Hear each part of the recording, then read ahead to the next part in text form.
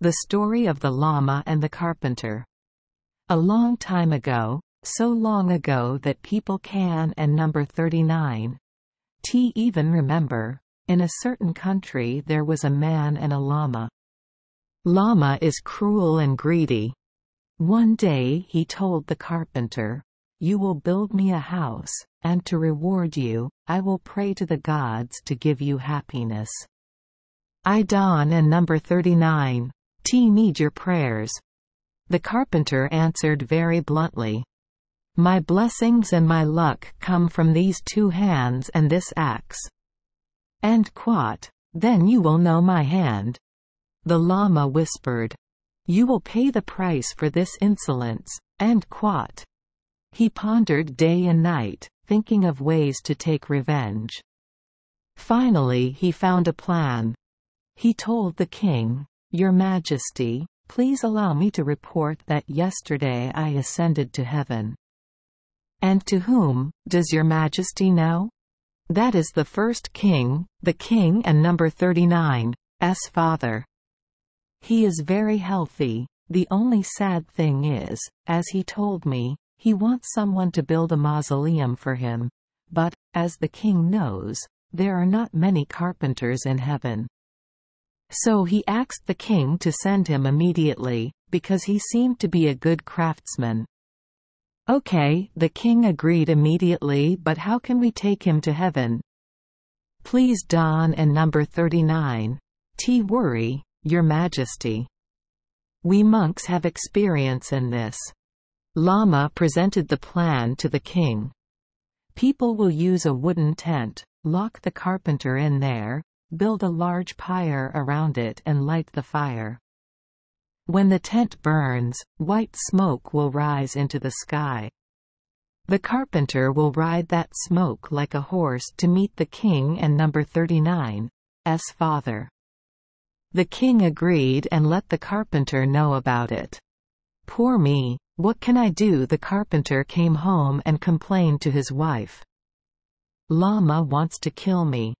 What can you do?" "But it and number 39's not that difficult." His wife said, "Tonight, we will dig a tunnel from our house to the tent they are setting up. Tomorrow, he will follow it and run home." The next day, people came to take the carpenter away. People locked him in a tent, piled firewood around him into a pyre and lit a fire. When a white smoke rose, the Lama spoke loudly. "Look! There he is, do you see it?" He hurried up into the sky on the back of a white horse. No one saw anything but smoke, but everyone pretended to see the carpenter riding the horse. Meanwhile, he followed the tunnel back to the house and hid behind the kitchen. He hid in the kitchen for exactly a month, not sticking his nose out. During that time he contemplated revenge. After a month he found a way. He went straight to the palace. Everyone stared at him. The Lama was more surprised than anyone. "Are you going back there?" The king acts in shock.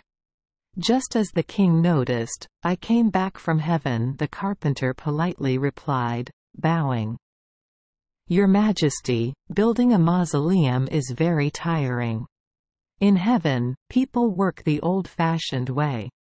But in the end, I built a mausoleum for the king that he was very pleased with. Now he only has one request from the emperor. In the new mausoleum, he naturally needs a llama. The emperor also knows that the mausoleum cannot be without a llama, but not just any llama. In such a beautiful heavenly mausoleum, there must be a high-ranking Lama. The first king wanted the emperor to give him his personal Lama, because his honor and virtue were spread even to heaven. Of course I can give mine to the king said. But how to take him away? Just like me, your Majesty, just like me. The carpenter said innocently. That and number 39's the fastest way.